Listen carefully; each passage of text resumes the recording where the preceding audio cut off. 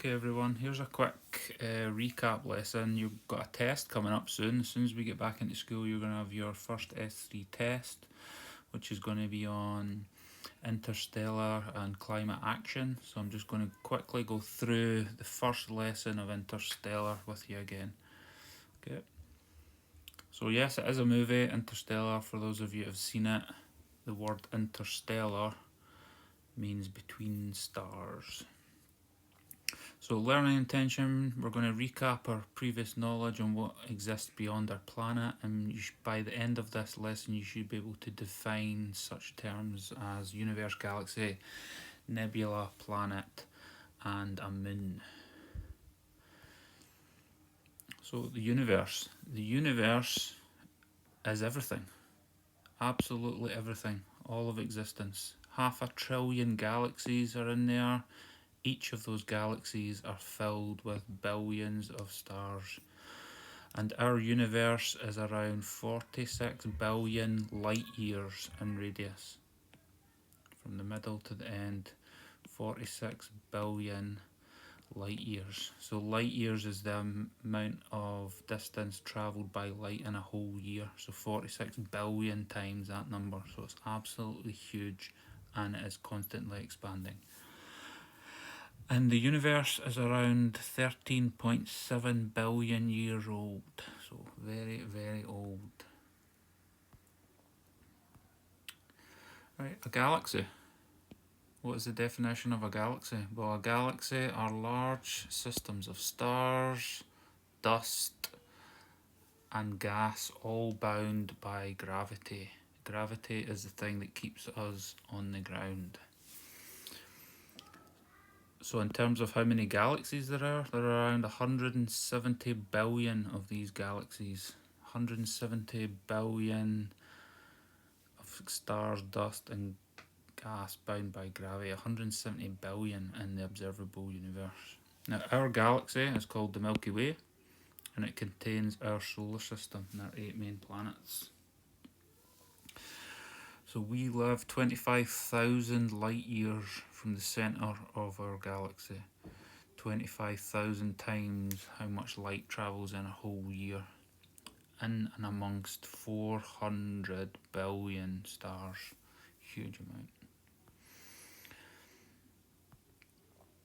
amount. A nebula is the next one. A nebula is a cloud of gas and dust in space within a galaxy, and it can appear as a bright patch in the sky, and it is also the place where new stars are born.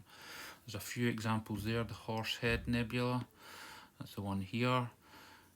We've got the Orion Nebula, which is this one here, I believe, and then the Pillars of Creation, which is this one back one slide, these ones here.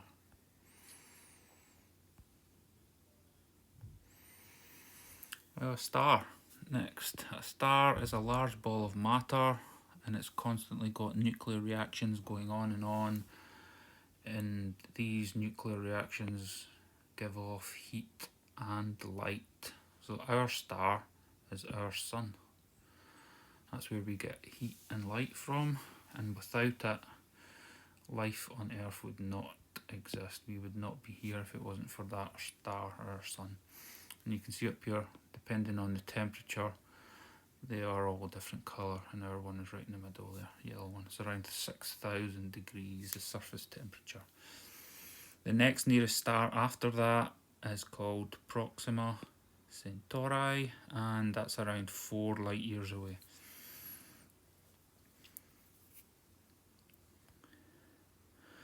There's our solar system. There's the sun on the far left hand side there. You should all know the order of the planets. If you need a quick way of remembering, I always say my very excellent mum just served us nachos, and take the first letter from all of those. My, that's Mercury. Very, Venus is second. Excellent, that's Earth. Then we have Mars, Jupiter, Saturn, Uranus, and Neptune. That's the 8 planets. Pluto would be next. Used to be a planet, now dwarf planet. Our solar system consists of a star right in the middle. That's our star, the Sun, and lots of objects orbiting it. That might be that's planets mostly in our case, but as you can see, in between Mars and Jupiter, we have this asteroid belt, which are also orbiting that star.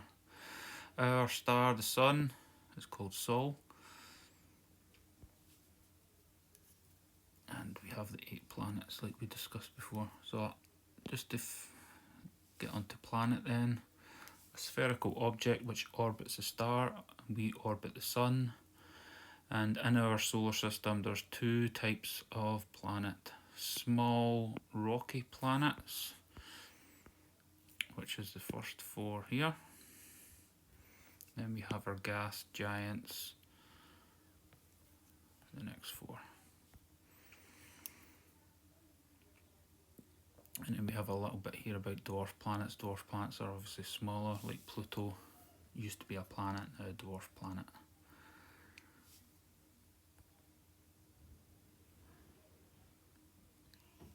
And there's the order of the planets again. This time we just have the distance from the Sun. Mercury is the closest, 58 million, almost 58 million kilometres.